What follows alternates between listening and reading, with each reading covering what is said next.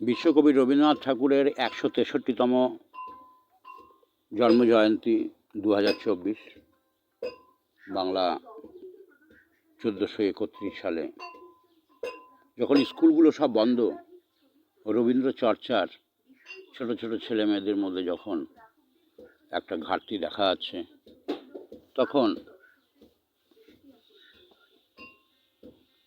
তাকে শ্রদ্ধা জানিয়ে তারই একটি বক্তব্যকে আপনাদের কাছে উপস্থাপন করবার চেষ্টা করছি। এটি ছিল রবীন্দ্রনাথের একটা উপনিষদের উপর, ব্রহ্মের উপর বক্তব্য। সেই বক্তব্যটি এখন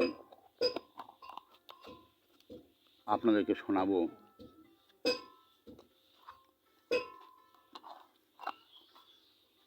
তিনি যে ভাষণটি দিয়েছিলেন, সেই ভাষণটি আধ্যাত্মিক চিন্তা ও দার্শনিক অভিজ্ঞানের পরিচয়কে তুলে ধরবার জন্য এবং জনগণকে, জনমানসকে ব্রহ্ম সম্পর্কে ধারণা দেবার জন্য। উনি বলছেন, ওং নমো পরম ঋষিভ্য, নমো পরম ঋষিভ্য। পরম ঋষিগণকে নমস্কার করি এবং অধ্যকার সভায় সমাগত আর্যমণ্ডলীকে জিজ্ঞেস করি, ব্রহ্মবাদী ঋষিরা যে ভারতবর্ষে জন্মগ্রহণ করিয়াছিলেন, সে কি একেবারেই ব্যর্থ হইয়াছে? অদ্য আমরা কি তাহাদের সহিত সমুদয় যোগ বিচ্ছিন্ন করিয়াছি? বৃক্ষ হইতে যে জীর্ণ পল্লবটি ঝরিয়া পড়ে, সেও বৃক্ষের মজ্জার মধ্যে কিঞ্চিৎ প্রাণশক্তির সঞ্চার করিয়া যায়। সূর্যকিরণ হইতে যে তেজটুকু সে সংগ্রহ করে, তাহা বৃক্ষের মধ্যে এমন করিয়া নিহিত করিয়া যায় যে মৃত কাষ্ঠ তাহা ধারণ করিয়া রাখে। আর আমাদের ব্রহ্মবিদ ঋষিগণ ব্রহ্ম সূর্যালোক হইতে যে পরম তেজ, যে মহান সত্য আরোহণ করিয়াছেন, তাহা কি এই নানা শাখা প্রশাখা সম্পন্ন বনস্পতির এই ভারতব্যাপী পুরাতন আর্যজাতির মজ্জার মধ্যে সঞ্চিত করিয়া যান নাই? তবে কেন আমরা গৃহে গৃহে আচারে অনুষ্ঠানে কায় মনোবাক্যে তাহাদের মহাকাব্যকে প্রতি মুহূর্তে পরিহাস করিতেছি? তবে কেন আমরা বলিতেছি নিরাকার ব্রহ্ম আমাদের জ্ঞানের গম্য নহেন, আমাদের ভক্তির আয়ত্ত নহেন, আমাদের কর্মানুষ্ঠানের লক্ষ্য নহেন? ঋষিরা কি এ সম্বন্ধে লেশমাত্র সংশয় রাখিয়া গিয়াছেন? তাহাদের অভিজ্ঞতা কি প্রত্যক্ষ এবং তাহাদের উপদেশ কি সুস্পষ্ট নহে? তাহারা বলিতেছেন, ইহ চেত অবেদিদৎ সত্যমস্তি ন চেত, ইহা বেদর মহতি বিনষ্টি। এখানে যদি তাহাকে জানা যায় তবেই জন্ম সত্য হয়, যদি না জানা যায় তবে মহতি বিনষ্টি অর্থাৎ মহাবিনাশ। অতএব ব্রহ্মকে না জানিলেই নয়। কিন্তু কে জানিয়াছেন? কাহার কথায় আমরা আশ্বাস পাইব? ঋষি বলিতেছেন, ই হইব সন্ত হত বিদমহস্ত বয়ং ন চেত অবিদির্মোহিত বিনষ্টি। এখানে থাকিয়াই তাহাকে আমরা জানিয়াছি। যদি না জানিতাম তবে আমাদের মহতি বিনষ্টি হইত। আমরা কি সেই তত্ত্বদর্শী ঋষিদের সাক্ষ্য অবিশ্বাস করিব? ইহার উত্তরে কেহ কেহ সবিনয়ে বলেন, আমরা অবিশ্বাস করি না, কিন্তু ঋষিদের সহিত আমাদের অনেক প্রভেদ। তাহারা যেখানে আনন্দে বিচরণ করিতেন, আমরা সেখানে নিঃশ্বাস গ্রহণ করিতে পারি না। সেই প্রাচীন মহারণ্যবাসী বৃদ্ধ পিপ্পলাদ ঋষি এবং সুকেশা চ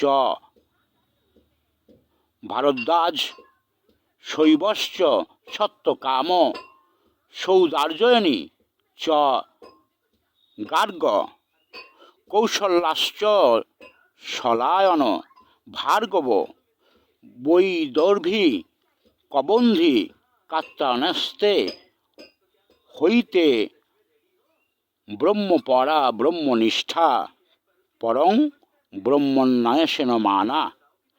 এই ভরদ্বাজ পুত্র সুকেশা, শিবী পুত্র সত্যকাম, শৌর্যপুত্র গার্গ,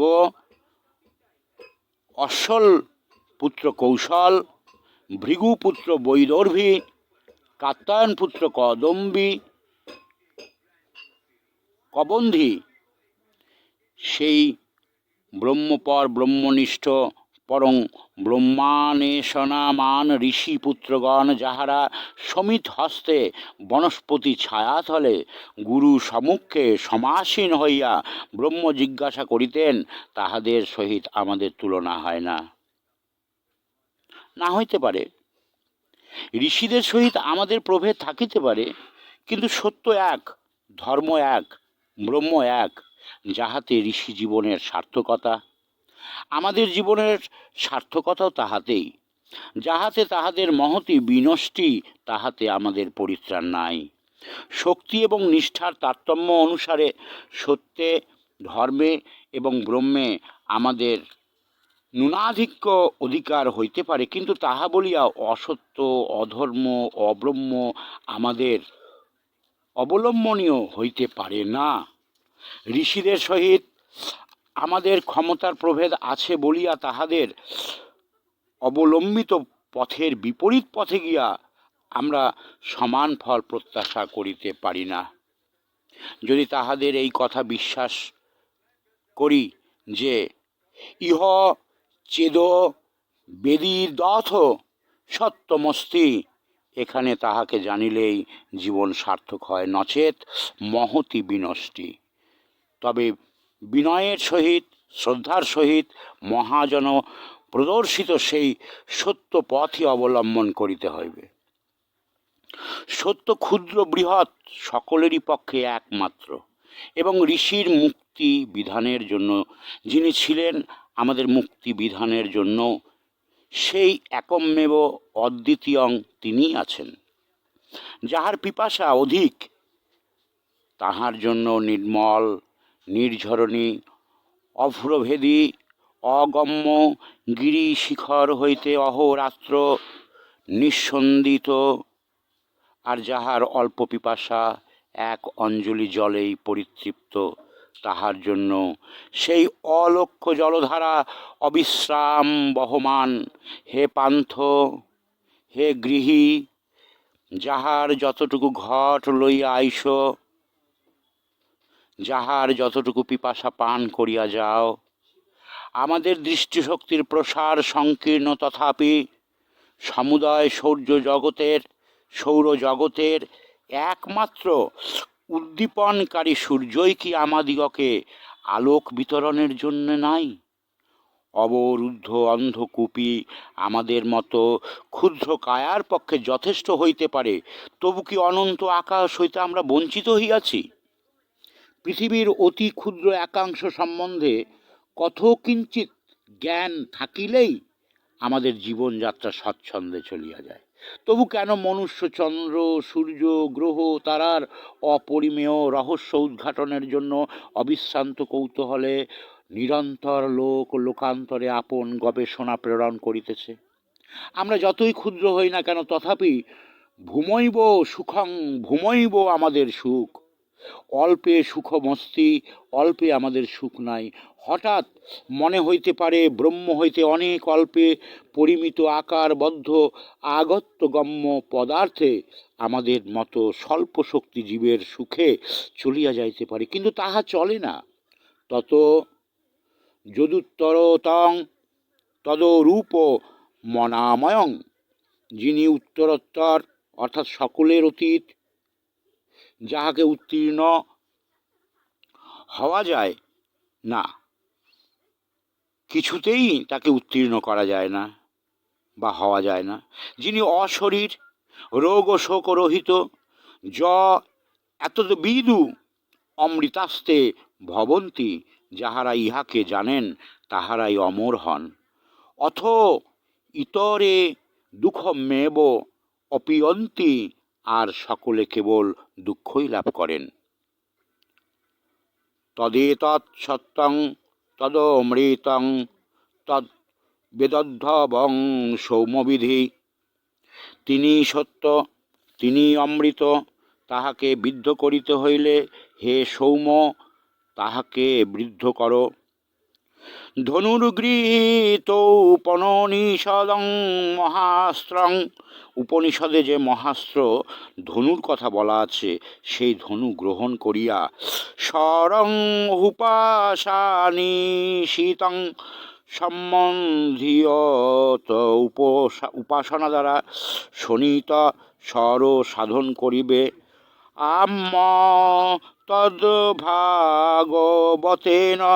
চেতসা লক্ষণং তবে বাক্ষরং সৌম্যবিধি।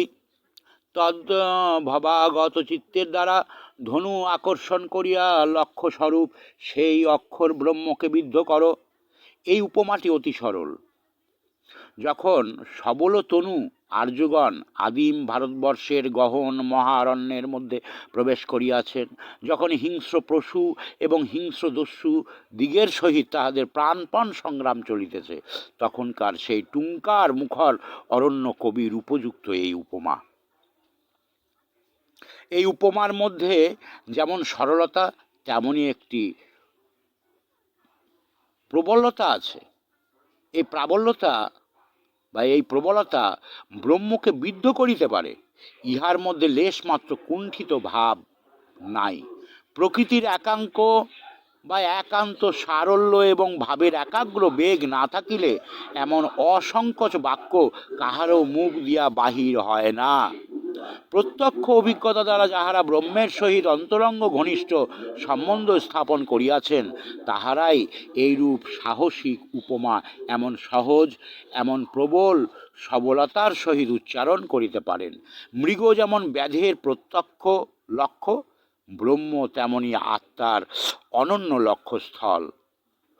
অপ্রমত্তেন বেদোদ্ধবং সর্বত্তমময় ভবেৎ, প্রমাদ শূন্য হইয়া তাহাকে বিদ্ধ করিতে হইবে এবং স্বর যেমন লক্ষ্যের মধ্যে প্রবেশ করিয়া আচ্ছন্ন হইয়া যায়, সেইরূপ ব্রহ্মের মধ্যে তন্ময় হইয়া যাইবে। উপমাটি যেমন সরল, উপমার বিষয়গত কথাটি তেমনই গভীর। এখন সে অরণ্য নাই, সে ধনুস্বর নাই, এখন নিরাপদ নগর নগরী অপরূপ অস্ত্র শস্ত্রে সুরক্ষিত, কিন্তু সেই আরণ্যক ঋষি কবি যে সত্যকে সন্ধান করিয়াছেন, সেই সত্য অদ্যকার সভ্য যুগেরও পক্ষেও দুর্লভ। আধুনিক সভ্যতা কামান বন্দুকে ধনুস্বরকে জিতিয়াছে, কিন্তু সেই কত শত শতাব্দীর পূর্ববর্তী ব্রহ্মজ্ঞানকে পশ্চাতে ফেলিতে পারে নাই। সমস্ত প্রত্যক্ষ পদার্থের মধ্যে তদেতৎ সত্যং, সেই যে একমাত্র সত্য, যত অনুভনস, যাহা অনু হইতেই অনু, অথচ যস্মিন লোকা নিহিতা লোকিনশ্চ, যাহাতে লোক সকল এবং লোকবাসী সকল নিহিত রহিয়াছে। সেই অপ্রত্যক্ষ ধ্রুব সত্যকে শিশুতুল্য সরল ঋষিগণ অতি নিশ্চিত রূপে জানিয়াছেন।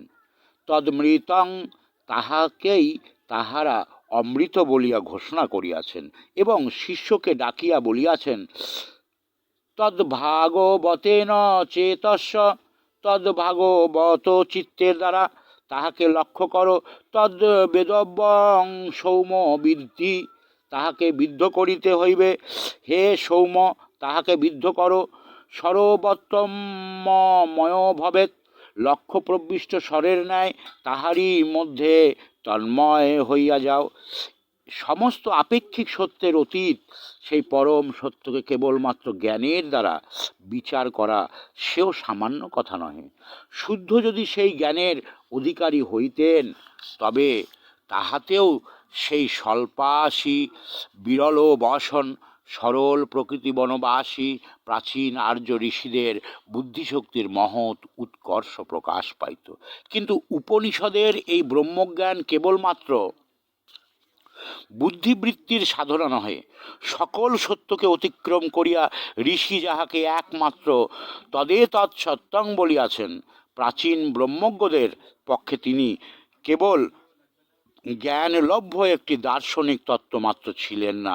একাগ্র চিত্ত ব্যাধের ধনু হইতে স্বর যেরূপ প্রবল বেগে প্রত্যক্ষ সন্ধানে লক্ষ্যের দিকে ধাবমান হয়, ব্রহ্মর্ষিদের আত্মা সেই পরম সত্যের মধ্যে প্রবেশ করিয়া তন্ময় হইবার জন্য সেইরূপ আবেগের সহিত ধাবিত হইত।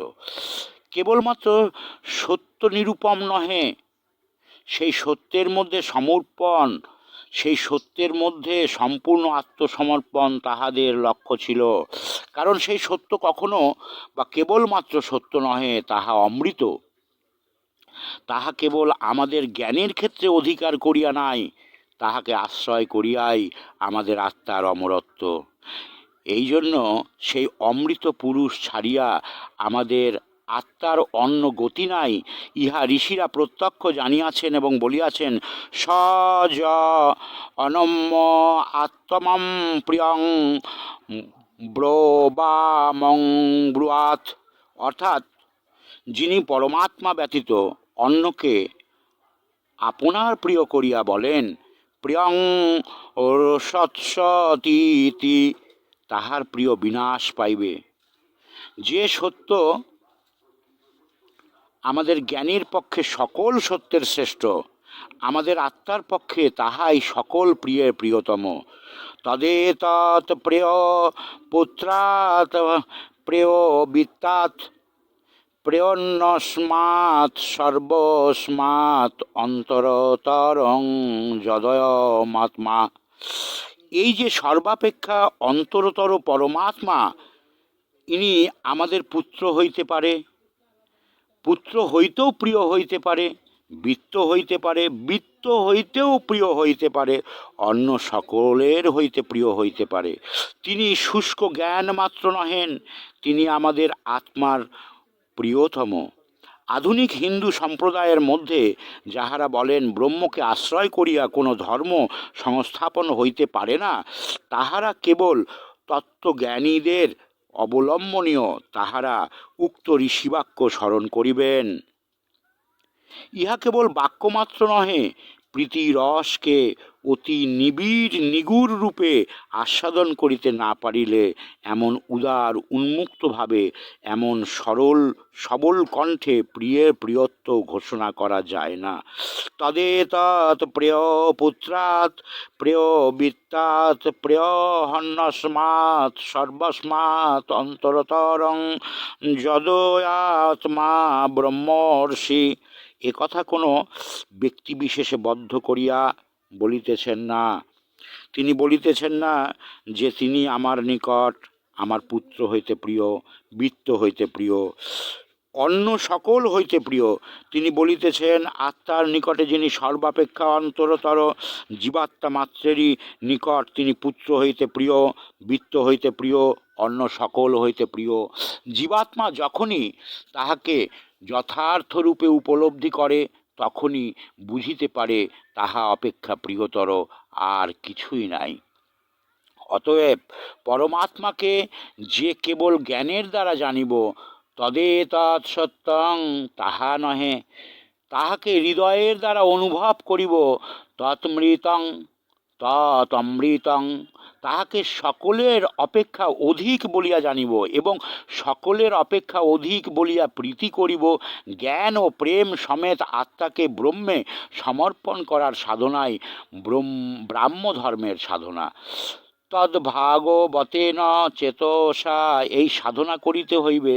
ইহা নিরস আত্মজ্ঞান নহে, ইহা ভক্তি প্রতিষ্ঠিত ধর্ম। উপনিষদের ঋষি যে জীবাত্মা মাত্রেই কেবল এবং নিকট পরমাত্মাকে সর্বাপেক্ষা প্রীতিজনক বলিতেছেন, তাহার অর্থ কি আমাদের বুঝিতে হইবে।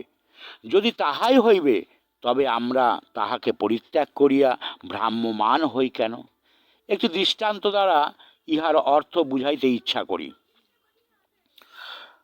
আপনারা অনেক গুণীজন এখানে রয়েছেন, আপনাদের সকলকে অনেক শ্রদ্ধা জানিয়ে বলি, কোনো রসজ্ঞ ব্যক্তি যখন বলেন কাব্য রসাবতারণায় বাল্মীকি শ্রেষ্ঠ কবি, তখন এ কথা বুঝিলে চলিবে না যে কেবল তাহারই নিকট বাল্মীকির কাব্যরস সর্বাপেক্ষা উপাদেয়। তিনি বলেন সকল পাঠকের পক্ষেই এই কাব্যরস সর্বশ্রেষ্ঠ। ইহাই মনুষ্য প্রকৃতি। কিন্তু কোনো অশিক্ষিত গ্রাম্য জনপদ বাল্মীকির কাব্য অপেক্ষা যদি স্থানীয় কোনো পাঁচালী গানে অধিক সুখ অনুভব করে, তবে তাহার কারণ তাহার অজ্ঞতা মাত্র। তাহার দোষ নয়, তাহা তার সীমিত জ্ঞানের বিষয়। যে সকল লোক অশিক্ষাবশত বাল্মীকির কাব্য যে কি তাহা জানে না, এবং সেই কাব্যের রস যেখানে অনভিজ্ঞতাবশত সেখানে সে প্রবেশ লাভ করিতে পারে নাই, কিন্তু তাহার অশিক্ষা বাধা দূর করিয়া দিবামাত্র যখনই সে বাল্মীকির কাব্যের যথার্থ পরিচয় পাইবে, তখনই সে স্বভাবতই মানব প্রকৃতির নিজ গুণেই গ্রাম্য পাঁচালী অপেক্ষা বাল্মীকির কাব্যকে রমণীয় বলিয়া জ্ঞান করিবে। তেমনি যে ঋষি ব্রহ্মের অমৃত রস আস্বাদন করিয়াছেন, যিনি তাহাকে পৃথিবীর অন্য সকল হইতে প্রিয় বলিয়া সর্বাপেক্ষা প্রীতিদায়ক ব্রহ্মের প্রকৃত পরিচয় পাইবা মাত্র আত্মা স্বভাবতই তাহাকে পুত্রবৃত্ত এবং অন্য সকল হইতে প্রিয়তম বলিয়া বরণ করে। ব্রহ্মের সহিত এই পরিচয় যে কেবল আত্মার আনন্দ সাধনার জন্য তাহা নহে, সংসার যাত্রার পক্ষেও তাহা না হইলে নয়। ব্রহ্মকে যে ব্যক্তি বৃহৎ বলিয়া না জানিতে পারে, তাহা তার অশিক্ষা। সংসার তাহাকে রাক্ষসের ন্যায় গ্রাস করিয়া নিজের জঠরানলে দগ্ধ করিতে থাকে। এই জন্য ঈশোপনিষদে লিখিত হইয়াছে, ঈশা বাস্যমিদং সর্ব যৎ কিঞ্চ জগতাং জগৎ। ঈশ্বরের দ্বারা এই জগতের সমস্ত যাহা কিছু আচ্ছন্ন জানিবে, এবং তেন ত্যক্তেন ভুঞ্জিথা মা গৃধ কস্যশীর্ধয়ং। তেন ত্যক্তেন ভুঞ্জিথা মা গৃধ কস্যশীবিদ্ধনং। যাহা দ্বারা যাহা দত্ত যাহা কিছু তিনি দিতেছেন তাহাই ভোগ করিবে, পরের ধনে লোভ করিবে না। সংসার যাত্রার এই মন্ত্র ঈশ্বরকে সর্বত্র দর্শন করিবে, ঈশ্বরের দত্ত আনন্দ উপকরণ উপভোগ করিবে, লোভের দ্বারা পরকে পীড়িত করিবে। যে ব্যক্তি ঈশ্বরের দ্বারা সমস্ত সংসারকে আচ্ছন্ন দেখে, সংসার তাহার নিকট একমাত্র মুখ্য বস্তু নহে। সে যাহা ভোগ করে তাহা ঈশ্বরের দান বলিয়া ভোগ করে। সেই ভোগে যে ধর্মের সীমা লঙ্ঘন করে না, নিজের ভোগ মত্ততায় পরকে পীড়া দেয় না, সংসারকে যদি ঈশ্বরের দ্বারা আবৃত না দেখিয়া সংসারকেই যদি একমাত্র মুখ্য লক্ষ্য বলিয়া জানি, তবে সংসার সুখের জন্য আমাদের লোভের অন্ত থাকে না। তবে প্রত্যেক তুচ্ছ বস্তুর জন্য হানাহানি কাড়াকাড়ি পড়িয়া যায়, দুঃখ হলাহল মথিত হইয়া ওঠে। এই জন্য সংসারীকে একান্ত নিষ্ঠার সহিত সর্বব্যাপী ব্রহ্মকে অবলম্বন করিয়া থাকিতে হইবে। কারণ সংসারকে ব্রহ্মের দ্বারা বেষ্টিত জানিলে এবং সংসারের সমস্ত ভোগ ব্রহ্মের দান বলিয়া জানিলে, তবেই কল্যাণের সহিত সংসার যাত্রা নির্বাহ সম্ভব হয়। পরের শ্লোকটা কবি বলিতেছেন, কুর্বেন্নে বেহ কর্মাণি জিজীবিষেত শতং সমা, এবং তৈ নান্যর্থে তো হস্তিন কর্ম লিপতে নরে। কর্ম করিয়া শত বৎসর ইহলোকে জীবিত থাকিতে ইচ্ছা করিবে যে নর, তোমার পক্ষে ইহার আর অন্যথা নাই। কর্মে লিপ্ত হইবে না এমন পথ নাই। কর্ম করিতে হইবে এবং জীবনের তোমার যে জীবন, সে জীবনের প্রতি উদাসীন হইবে না। কিন্তু তিনি সর্বত্র আচ্ছন্ন করিয়া আছেন, ইহাই স্মরণ করিয়া কর্মের দ্বারা জীবনের শত বর্ষ যাপন করিবে। ঈশ্বর সর্বত্র আছেন অনুভব করিয়া ভোগ করিতে হইবে এবং ঈশ্বর সর্বত্র আছেন অনুভব করিয়া কর্ম করিতে হইবে। সংসারের সমস্ত কর্তব্য পরিত্যাগ করিয়া কেবল ব্রহ্মে নিরত থাকা, তাহাও ঔপনিষদীয় বা ঈশোপনিষদের উপদেশ নহে। অন্ধং তম প্রবিশন্তি যে অবিদ্যামুপাসতে তত ভয়ৈব তে তমজাউ বিদ্যাং রতা। যাহারা কেবলমাত্র অবিদ্যা এবং সংসার কর্মেরই উপাসনা করে, তাহারা তন্ধতমসের মধ্যে প্রবেশ করে। এই যে তন্ধতমসতা বা অন্ধতামসতা, তদাপেক্ষা ভুয়ো অন্ধকারের মধ্যে প্রবেশ করে যাহারা কেবলমাত্র ব্রহ্মবিদ্যায় নিরত। ঈশ্বর আমাদিগকে সংসারের কর্তব্য কর্মে স্থাপিত করিয়াছেন। সেই কর্ম যদি আমরা ঈশ্বরের কর্ম বলিয়া না জানি, তবে পরমার্থের উপরে স্বার্থবান এবং স্বার্থবলবান হইয়া ওঠে এবং আমরা অন্ধকারে পতিত হই। অতএব কর্মকেই চরম লক্ষ্য করিয়া কর্মের উপাসনা করিবে না, ইহাকে ঈশ্বরের আদেশ বলিয়া পালন করিবে। কিন্তু বরঞ্চ মুগ্ধভাবে সংসারের কর্মনির্বাহ ভালো, তথাপি সংসারকে উপেক্ষা করিয়া সমস্ত কর্ম পরিহারপূর্বক কেবলমাত্র আত্মার আনন্দ সাধনের জন্য ব্রহ্ম সম্ভোগের চেষ্টা শ্রেয়স্কর নহে। তাহা আধ্যাত্মিক বিলাসিতা, তাহা ঈশ্বরের সেবা নহে। কর্ম সাধনাই একমাত্র সাধনা। সংসারের উপযোগিতা, সংসারেরই তাৎপর্য তাই। মঙ্গল কর্ম সাধনেই আমাদের স্বার্থ প্রবৃত্তি সকল ক্ষয় হইয়া আমাদের লোভ মোহ, আমাদের হৃদয়গত বন্ধন সকলের মোচন হইতে থাকে। এই মোচনের পর আমাদের মুক্তি। আমাদের যে রিপু সকল মৃত্যুর মধ্যে আমাদিগকে জড়িত করিয়া রাখে, সেই মৃত্যু পাশ অবিশ্রাম মঙ্গল কর্মের সংঘর্ষে ছিন্ন হইয়া যায়। কর্তব্য কর্মের সাধনায় স্বার্থপাশ হইতে মুক্তির সাধনায় এবং তৈনান্যথে তো হস্তি ন কর্ম লিপ্তত্বে নরে, ইহার আর অন্যথা নাই। কর্মে লিপ্ত হইবে না এমন পথ নাই। বিদ্যাঞ্চা যস্তদ বেদ ভয়ং সহ অবিদ্যয়া মৃত্যুং তীর্থ বিদ্যামৃতমনতু। বিদ্যা এবং অবিদ্যা উভয়কে যিনি একত্র করিয়া জানেন, তিনি অবিদ্যা অর্থাৎ কর্ম দ্বারা মৃত্যু হইতে উত্তীর্ণ হইয়া ব্রহ্মজ্ঞানের দ্বারা অমৃত প্রাপ্ত হন। ইহার সংসার ধর্মের মূল মন্ত্র কর্ম এবং ব্রহ্ম। জীবনে উভয়ের সামঞ্জস্য সাধন। কর্মের দ্বারা আমরা ব্রহ্মের অপ্রভেদী মন্দির নির্মাণ করিতে থাকি। ব্রহ্ম সেই মন্দির পরিপূর্ণ করিয়া বিরাজ করিতে থাকিবেন। নহিলে কিসের জন্য আমরা এই ইন্দ্রিয় প্রাণ পাইয়াছি? এই ইন্দ্রিয় যে গ্রাম বা ইন্দ্রিয় প্রাণ, কেন এই পেশি, কেন এই স্নায়ু, কেন বাহুবল, কেন বুদ্ধিবৃত্তি, কেন এই স্নেহ, এই প্রেম, এই দয়া, কেন এই বিচিত্র সংসার? ইহার কি কোনো অর্থ নাই? ইহা কি সমস্তই অনর্থের হেতু? ব্রহ্ম হইতে সংসারকে বিচ্ছিন্ন করিয়া জানিলেই তাহা অনর্থের নিদান হইয়া উঠিবে এবং সংসার হইতে ব্রহ্মকে দূরে রাখিয়া তাহাকে একাকী সম্ভোগ করিতে চেষ্টা করিলেই আমরা আধ্যাত্মিক স্বার্থপরতায় নিমগ্ন হইয়া জীবনের বিচিত্র সার্থকতা হইতে ভ্রষ্ট হইব এবং তাই বেশিরভাগ হইয়া থাকি এবং পরবর্তীকালে নিজের কপালকে দোষারোপ করিতে থাকি। পিতা আমাদিগকে বিদ্যালয়ে পাঠাইয়াছেন, সেখানকার নিয়ম এবং কর্তব্য সর্বদা সুখজনক নহে। সেই দুঃখের হাত হইতে নিষ্কৃতি পাইবার জন্য বালক পিতৃগৃহে পলাইয়া আনন্দ লাভ করিতে চায়। সে বোঝে না বিদ্যালয়ে তাহার কি প্রয়োজন।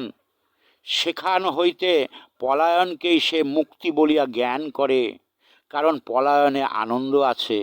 মনোযোগের সহিত বিদ্যা সম্পন্ন করিয়া বিদ্যালয় হইতে মুক্তি লাভের যে আনন্দ, তাহা সে জানে না। কিন্তু সুশাস্ত্র বা সুছাত্র প্রথমে পিতার স্নেহ সর্বদা স্মরণ করিয়া তৃপ্ত হয়, অবশেষে কৃতকার্য হইয়া মুক্তি লাভের আনন্দে সে ধন্য হইয়া থাকে। যিনি আমাদিগকে সংসারে প্রেরণ করিয়াছেন, সংসার বিদ্যালয়কে অবিশ্বাস করিয়া তাহাকে যেন সন্দেহ না করি, এখানকার দুঃখ কাঠিন্য বিনীতভাবে গ্রহণ করিয়া এখানকার কর্তব্য একাগ্রচিত্তে পালন করিয়া পরিপূর্ণ জীবনের মধ্যে ব্রহ্মামৃত লাভের সার্থকতা যেন অনুভব করি। ঈশ্বরকে সর্বত্র বিরাজমান জানিয়া সংসারের সমস্ত কর্তব্য সম্পন্ন করিয়া যে মুক্তি, তাহাই প্রকৃত মুক্তি। সংসারকে অপমানপূর্বক পলায়নে যে মুক্তি, তাহা মুক্তির বিড়ম্বনা, তাহা এক জাতীয় স্বার্থপরতা। সকল স্বার্থপরতার চূড়ান্ত এই আধ্যাত্মিক স্বার্থপরতা, কারণ সংসারের মধ্যে এমন একটি অপূর্ব কৌশল আছে যে স্বার্থ সাধন করিতে গেলেও পদে পদে স্বার্থ ত্যাগ করিতে হয়। সংসারে পরের দিকে একেবারে না তাকাইলে নিজের কার্যের ব্যাঘাত ঘটে। নৌকা যেমন গুণ দিয়া টানে, তেমনি সংসারের স্বার্থবন্ধন আমাদিগকে ইচ্ছায় অনিচ্ছায় সর্বদাই প্রতিকূল স্রোত বাহিয়া নিজের দিক হইতে পরের দিকে আকর্ষণ করিতে থাকে। আমাদের স্বার্থ ক্রমশই আমাদের সন্তানের স্বার্থ, পরিবারের স্বার্থ, প্রতিবেশীর স্বার্থ, স্বদেশের স্বার্থ এবং সর্বজনের স্বার্থে অবশ্যম্ভাবী রূপে ব্যাপ্ত হইয়া থাকে।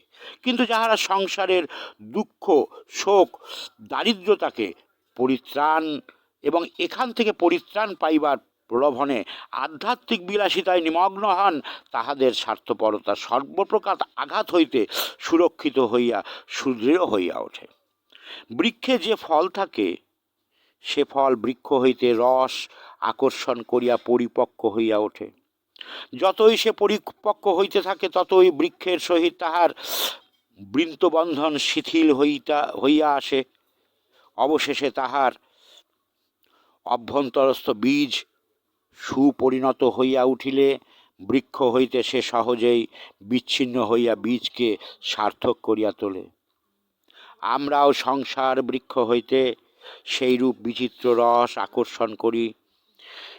মনে হইতে পারে তাহাতে সংসারের সহিত আমাদের সম্বন্ধ ক্রমে দৃঢ় হইবে, কিন্তু তাহা নহে। আত্মার যথার্থ পরিণতি হইলে বন্ধন আপনি শিথিল হইয়া আসে। ফলের সহিত আমাদের প্রভেদ এই যে আত্মা সচেতন, রস নির্বাচন এবং আকর্ষণ বহুল পরিমাণে আমাদের স্বায়ত্ত। আত্মার পরিণতির প্রতি লক্ষ্য করিয়া বিচারপূর্বক সংসার হইতে রস গ্রহণ এবং বর্জন করিতে পারিলেই সংসারের উদ্দেশ্য সফল হয়, এবং সেই সঙ্গে আত্মার সফলতা সম্পন্ন হইলে সংসারের কল্যাণ বন্ধন সহজেই শিথিল হইয়া আসে। অতএব ঈশ্বরের দ্বারা সমস্ত আচ্ছন্ন জানিয়া সংসারকে তেন ত্যাক্তেন ভুঞ্জিথা তাহার দত্ত সুখ সমৃদ্ধির দ্বারা ভোগ করিবে। সংসারকে শেষ পরিণাম করিয়া ভোগ করিতে চেষ্টা করিবে না।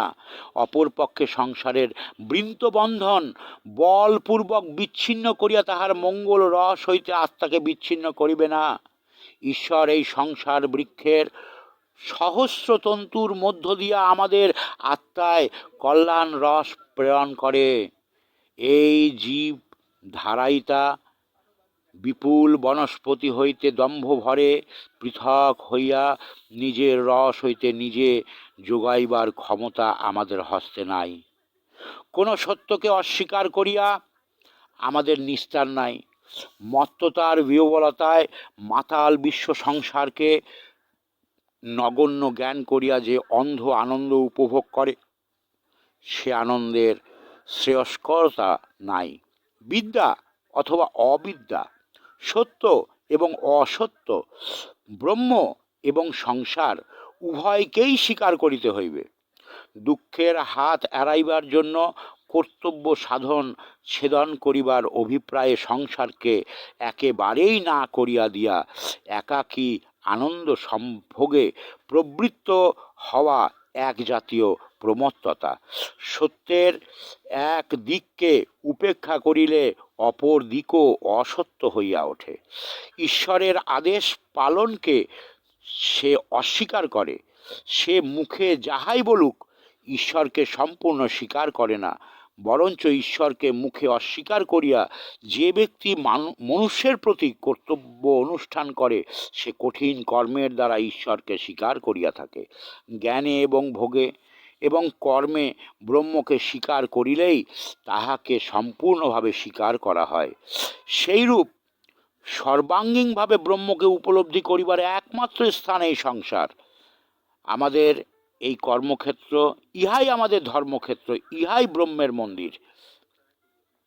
এখানে জগৎ মণ্ডলের জ্ঞানে ঈশ্বরের জ্ঞান, জগৎ সৌন্দর্যের ভোগে ঈশ্বরের ভোগ এবং জগৎ সংসারের কর্মে ঈশ্বরের কর্ম জড়িত রহিয়াছে। সংসারের এই যে ভাব, সংসারের সেই জ্ঞান, সৌন্দর্য এবং ক্রিয়াকে ব্রহ্মের দ্বারা বেষ্টিত করিয়াই জানিলেই ব্রহ্মকে অন্তরতর করিয়া জানা যায় এবং সংসার যাত্রাও কল্যাণকর হইয়া ওঠে।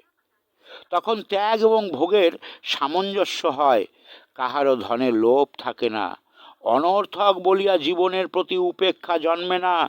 শত বর্ষ আয়ু যাপন করিলেও পরমায়ু সার্থকতা উপলব্ধি হয় এবং সেই অবস্থায় যস্তু সর্বাণি ভূতানি আত্মন্মনে বানুষ্পতি সর্বভূতেষু চাত্মানং তত ন বিজুগুপ্তসতে। যিনি সমস্ত ভূতকে পরমাত্মার মধ্যে দেখেন এবং সর্বভূতের মধ্যে পরমাত্মাকে দেখেন, তিনি কাহাকেও ঘৃণা করেন না। গম্য স্থানের পক্ষে পথ যেমন একই কালে পরিহার্য এবং অবলম্বনীয়, ব্রহ্মলাভের পক্ষে সংসার সেইরূপ। আজ এই আলোচনা এটুকুই থাক। পরবর্তীকালে ব্রহ্ম নিয়ে আরও আলোচনা পরবর্তীকালে আপনাদের সম্মুখে তুলে ধরার চেষ্টা করা যাবে। যে বক্তব্যটি শুনলেন রবীন্দ্রনাথের বক্তব্য, ব্রহ্ম সম্পর্কে, সংসার সম্পর্কে তার নিজস্ব ভাবনা, তার একটি ভাষণ থেকে উদ্ধৃত করলাম। সকলের উপকারে আসবে